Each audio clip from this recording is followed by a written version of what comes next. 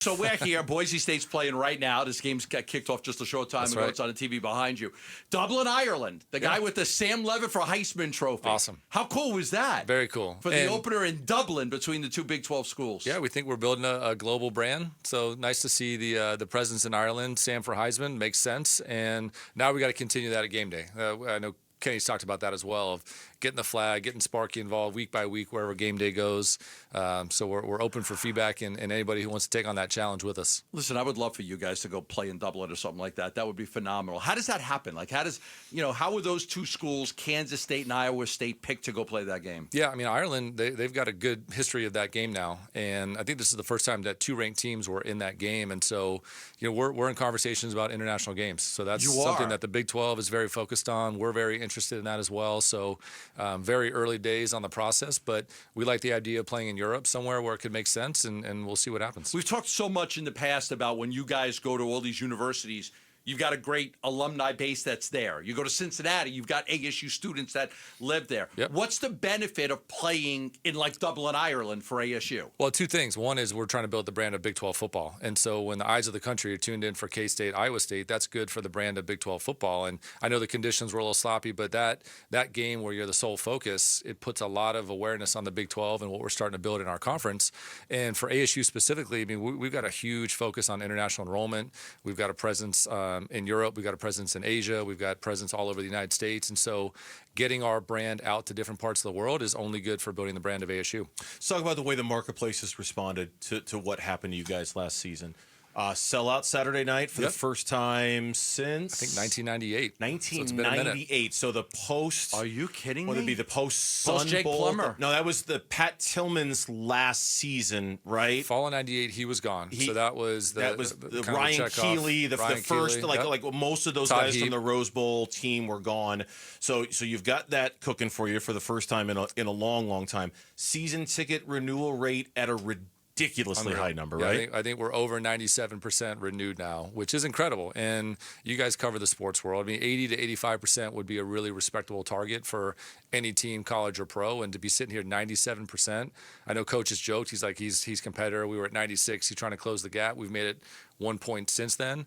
I had to remind him, some people do die, some people do move. We're not gonna bat 1,000 on this, but 97% is really good. And you pair that with 7,700 new season ticket holders. Yeah. I mean, the atmosphere is gonna be rocking on Saturday. We can't lost wait. 17 people who passed away this year. Yep. So sorry, Kenny, we're not gonna be at 100%. But we're pretty close. Sorry, this guy Tommy moved. He got a new job. Yeah, he couldn't renew. Hey, dry heat isn't for everybody, right. but for most people it is. You're out in the marketplace every day. I mean, okay, those are the numbers, and they tell one story. But anecdotally, what have you? It's obviously been such an incredible year. What are you hearing from people in terms of their sense of anticipation, their sense of excitement? The trepidation that comes a little bit with that, right? I know that's been talked about too. What's your general overall temperature of the state of ASU football right now with the opener a couple days away? A lot of enthusiasm, and a lot of comment that we keep getting is it just feels good to feel good. It feels good to be optimistic. It feels good to feel like it's headed in the right direction. And by no means are we where we want to go. I mean, this is a building season. Coach has talked a lot about, we're not chasing national expectations. We're chasing ASU history and trying to prove that this isn't a fluke. This isn't a once every 20-year magical season that we can run back big wins, successful seasons, keep teams intact to kind of build the kind of program that can compete at a national level sustainably. So that's going to take all of us. And that's really encouraging when we're selling out the first game of the year. It's Labor Day weekend. It's hot outside. It's a non-conference opponent. But people are here because they see what's happening with this football program, with the coaches, with the players, and they want to be a part of it. Now we've got to keep doing that. We've got to show up and do the same thing for Texas State. We've got to get into the Big 12 schedule and continue to make Mountain America Stadium the place to be in the fall. How hard do you have to work to fight the fluke narrative? Because all anybody has to do is look at the history of when you guys are in the top 15. How hard do you guys have to work institutionally to fight that fluke narrative? Well, I think it fits into what we're adopting a builder's mentality. Everybody in the department, coaches, ticket sales, communications, grounds crew, everybody involved has adopted this mindset of we want to reach our potential, and our potential is undefined. But if we're going to work every single day building the brand, creating resources, creating connections and fans, we want to show progression year over year, and we've got to keep building. We've got to keep growing our fan base. But I do think being in the Valley is such an advantage for us at this time in college sports because 1 million people knew the Valley in the last decade. I talk a lot about this.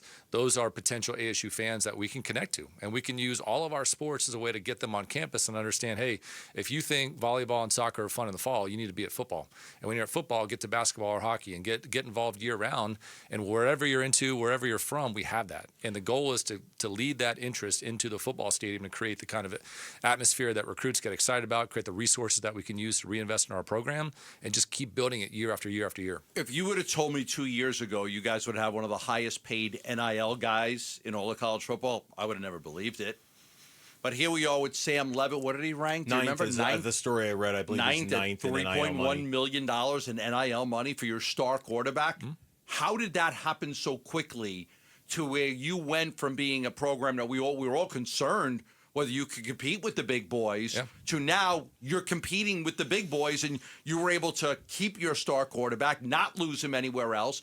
Plus, he wanted to be here. That helped, but also pay him among the top 10 guys in the country. Well, again, I think that goes back to the benefit of being in a metropolitan area at this time in college sports, where you come, you have success, you learn from amazing coaches, and now in the Big 12 with the television distribution so good, the nation starts to see what you're capable of. And when you're having the season that Sam had last year, Jordan Tyson, both of them announced an NIL deal with Adidas today.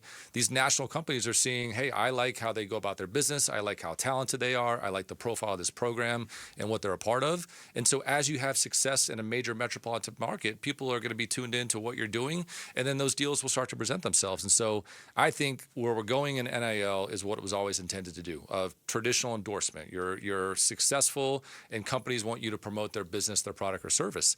We're in a situation where we got Powerade, Adidas, Desert Financial Credit Union, Mountain America Credit Union, all these big firms that are involved in NIL, but you still have the local mom and pop businesses that can get involved. And it's nice to have it at the high end, but we talk a lot about building that grassroots structure and that support where we can retain the roster because all these guys are touching NIL in the way that it was designed to do. And we've got the kind of city that can feed into that. Big businesses, small businesses, startups, mom and pops, you name it, they all have a way to plug in, and they're seeing the value in an ASU athlete promoting what they do. So I got here the year of the Rose Bowl. Was that 96? Yeah, 96. So that was my first year here. Mm-hmm. The thing I've noticed about ASU more than anything, I think with all the sports here, is just how hard it is to sustain success. So I've seen have a great season and then be mediocre for a while, have a great season. You had 2 back-to-back 10-win seasons with Todd Graham, then it fell off the face of the earth. Mm-hmm. I was here with Cutter, Erickson, and it was just really hard to sustain the success. Yep. I mean, I'm sure that's a big topic with you and Kenny and everybody else. How do you do it? You just refuse to be satisfied. And again, going back to that builder's mindset of we want to play the long game. And I think the big difference now in this iteration of the department is that we've got people that are tied to ASU in the ways that they are. 9 or 10 of our coaches are alums. A number of people are, there's longevity in the department, but you've also got coaches that see what we're building, see what this university is turning into, understand what a great place this is to live, and they're choosing to come to ASU. And gone are the days, hopefully, where you come to ASU to be good here for a couple of years and jump to the next job. And the grass is greener on the other angle. People are understanding that we can play the long game. And we've got a group of people that want to commit to building the brand of our programs, the resources that it's going to take to compete at the high level, having the alignment with the university in the way that's really starting to benefit what we're doing in athletics, and all take on this responsibility of growing it year after year and not get complacent, not get comfortable with, hey, we had a great season last year, and we're going to ride that wave for the next 4 or 5 years. No. We want to go do it again, and we want to show that we're capable of it. I think a lot of people thought that the failures in the past really started at the top. Just the lack of the commitment from Michael Crow and the university to really do what was necessary to make the programs great. Mm-hmm. So how far has he come in your short time as athletic director to see where he is now in supporting all the programs? Yeah, incredible supportive of what we're building. And I don't have the basis of maybe comparison before, but in my interactions, he's very curious about what are we up against? What are our coaches? What's holding them back? What are the things that we need to invest in? And when he says, hey, we're fully involved in RevShare, you're going to have that available. We're going to be adding scholarships. We added over 200 scholarships throughout the department. Obviously, the 20 that go into football, but we've got several sports that are fully funded, intended to, hey, make sure football is, we're adding to the budget year over year. We're creating more resources that allow us to build that program, but throughout the department to kind of have the resources where our coaches can recruit high-end talent. And when you've got more full scholarships to use in a sport like volleyball, baseball, et cetera, that makes a huge difference when a lot of these kids were predestined to go elsewhere because of financial resources. And now, hey, you come here, you're on a full scholarship. A full scholarship has money that you can use to invest. There's other benefits of being in a place like ASU. And so he's been front and center at redesigning the athletic model where the university can help support it, knowing that as we build the brand of athletics, the profile of the university will benefit as well. It has been, every time Kenny speaks, it seems like it is about trying to take last year off of the radar screen, right? This year, it's like clearly there's been some intentionality behind that. Oh yeah, a couple weeks ago he called up. He's like, hey, I want you guys to have the Big 12 championship trophy in the other office. He's like, I don't want the guys walking by that every single day and being satisfied. Really? So why don't you put it in the Hall of Fame lobby and let fans see it when they come in? I'm like, perfect. That sounds good. He doesn't want the players to see it. Doesn't want the players to see it. He's like, if we get a couple, maybe we'll build a trophy case. But in the meantime, I don't want these guys resting on what we did last year. We got to keep focused. So I saw where you said, and I think it was on our station when you were on Bickley Murata last week, where you said it's not an if, it's a win. No doubt. Yep. This indoor facility that we're talking about on lot 59, which is on the northeast corner of kind of the Mountain America Stadium footprint, right? A timeline for what is a win and not an if when it comes to this indoor facility? We're fundraising for it right now, and so we've got $6 or $7 million in the door already with people that want to help, continue to jumpstart this project. The goal is in the next month and a half or so to have the design finalized, so we can make sure that coach has options to review, give us some feedback, make sure that it's got the right tools in it. It's probably more of a covered facility than it is the full indoor enclosure. Most important thing for us is sun protection and move in the air. You can do that with a roof structure. You can do that with some of the fans. There's some technology that we want to build into it. But like we've talked about, I think it could be a really important tool for football to use during the week. And then on Friday, flip it into this incredible tailgating zone that we have on a game day. Where's the money come from? Fundraising, yeah. And so we've got a number of our donors that are excited about the direction of the football program. They want to step up for that. We've got a number of corporations that have been looking at getting involved with it as well. There's going to be a scenario where we can parcel out the actual football field and make that available for pre-rentals for tailgating. And so that could be corporations, that could be families, that could be donor groups. You name it, we want to have some variety in how we do it, but we've got to go find the resources. We've got to fundraise. We've got to find corporations that can get behind it. And so if you're out there and you're interested, let us know. How much of the fundraising for that is done right now? 5%, 10%? Well, again, 20%? $6-7 million in without even a final design. And so just the past couple months, as we've been talking about, this is a really emerging need for the program. And, think about Lot 59, where you're describing, Burnsy, that's right next to the football stadium. So right outside that north end zone of Mountain America Stadium, every minute in the day matters for the football program. So having that convenience, having that adjacency where they can pop out of the weight room or the locker room, they're right on the field, one covered field, one outdoor field, and it does a lot for our program and just the day-to-day management of practice and everything they're trying to do. Graham Rossini is joining us here in studio for a weekly visit with the athletic director at Arizona State University. The other question that I had about that facility, you mentioned that it wouldn't be enclosed. But still the practice fields and the dome, would you still use that? I mean, how do you incorporate what you've already got when it comes to it? Yeah, to be determined. There's a lot of interest in that part of our campus. And we've got our track and field and tennis facility that eventually are going to move over into what we're calling the Olympic Sports Village. A couple other projects that we're starting to talk about that are either ASU specific or people that are part of the Novus Innovation Corridor. We've got an incredible group of restaurants that opened up this winter in Novus Place. They'll be ready for football season and basketball season, obviously. So there's just a lot of developmental interest in what's going on the Tempe campus. And so the future of the bubble to be determined, but we're focused on getting this design right and getting the ground as soon as we can. The tailgating element, because I remember some of our initial conversations with you last year, and you had mentioned kind of canvassing and talking to the fans about improving the tailgating experience. I mean, I've been going to ASU football games since I was 10 years old. Okay, so the tailgating experience, how essential is it to create a space where you can go and just not worry that you're going to bake? Because I would imagine the tailgating experience gets a little lost sometimes for ASU fans. And again, this was all coach's idea. And so when he said, hey, we have football need for it, but let's make sure that we can make this a part of a game day and make this part of the tailgating, because as our campus in Tempe continues to grow, we're losing some of those lots, we're losing some of those parking lots. And so having a giant football structure that's got sun protection, fans, it's got power, it's got restrooms, there's a lot that we can do to benefit tailgating. And like you said, we spent a lot of time last year, and I'll do the same thing this year, starting on Saturday, of walking the lots, talking to people, getting feedback, understanding how's the Wi-Fi. These elaborate setups in the back where they've got watch parties going on. They've got a lot of things hooked up to it. Can we do better getting Wi-Fi and power to that area?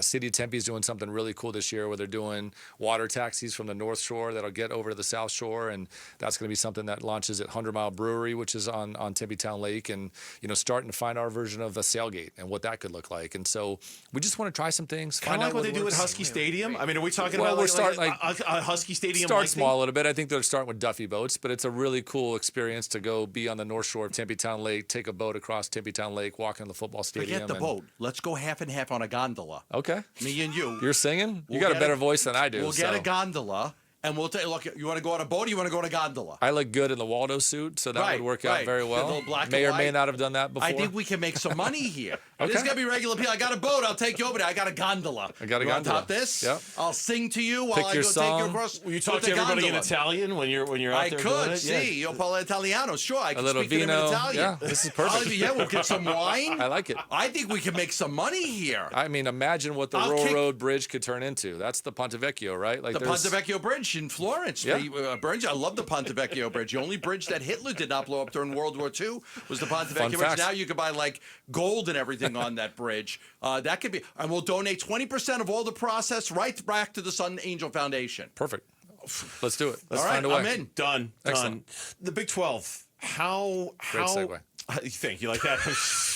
Wait a second. I guys are finally pros. had a money-making idea. It's a great idea. We'll talk to the people in R&D and we'll work on it. Let's Somebody's talk about the gonna Big steal 12 that. for I a got a second. patent. There you go. How grabbable is this division? And I know that's probably not the word I'm looking for, but there's clearly in a conference where the team that was picked last finishes first, the team that's picked first finished last. It seems to me that it's there to be claimed. How much does that kind of enter your conversation and Kenny's conversation about what this year means to you guys to kind of establish that footprint in this new conference? Yeah, we're motivated because we're competitive. And, last year was really proud of what all of our sports did. 4 championships, 4 runner-ups. We won the Commissioner's Cup. That was a great kind of foundational year for our first season in the Big 12. But it is a grind, and every week is going to matter. And everybody in the conference got better. And so we like our team. We like the talent on the roster, the fact that all of our coaches are back. We feel like we're going in a really good direction, but we know every week is going to be a dogfight. And so I don't think we can let ourselves go down that road of it's an easy conference, it's a winnable pathway to the CFP. We've got to be checked in week by week. I know it's the boring answer, but we know that we retain critical talent, added a lot in the portal. The coaches did incredible there, but so did everybody else. And so we're going to be battle tested again. It's going to be a dogfight. It's a very fun conference. I think that's the most important part is every game throughout the conference, every week has got ramifications, but it's really entertaining football, and it's fun to see the offensive output, the quality of quarterbacks in this league, and the fact that every game could matter, just like we saw. I think the commissioner said going into the final weekend, there were 9 different scenarios for the 2 teams that would end up in the conference championship. So it'll be a battle, and it's a lot of fun, and I think time will tell if it's a winnable pathway or not. All right, leave me with this. I don't think you can support all your sports at a high level if you're not starting with your investment in football. We're 100% there. The best way to help all of our sports is to handle football first. Where have you seen a benefit in the other sports because of football? Just the awareness and the profile. And again, I point back to our TV ratings. Last year, 34 million people got to watch Sun Devil football nationwide. I think including the Peach Bowl, that was up 340% year over year. Take that out, it's still up almost 50% year over year. And so that just puts incredible awareness on the Valley, on ASU, on all of our programs, and that's an important part of what we're doing. It's better than being on, what was the Pac-12 going to put them on, Nickelodeon or something? What was that? The Pac-12 The network? Pac-12, no, before they left to go to the Big 12. It remember? was, we got this deal. We're going to put you on. I can't remember what it was, but this way's much whatever better. Whatever. This is much better Yeah. than what that was going to end up being. Yeah, this has been good. And thank you for the helmet. Now it looks very good on our back here. Yep. We got the new Cardinals helmet. Now we got your helmet there. Shout out to Coley. I see Josh Coleman back there. Yeah, Cole Mentor's back there. Jake Plummer's there. Bobby Harden, Winkles James is Harden. there. James Harden's in the back. Pedroia. There. Yeah. I don't know. Is Pedroia there? Shane Doan in the cowboy hat. Shane Doan in the cowboy hat. Yeah. Jake Plummer. You never know who's going to show up back there. Graham, it was good seeing you. Thanks, guys. for coming down. Good to be back. We appreciate it. We'll be talking to you next week after the NAU game. Ci vediamo presto. Let's go Devils. Thanks for watching Burns and Gambo. Click to see more from the guys and hit the button in the middle to subscribe so you never miss a video from Arizona sports.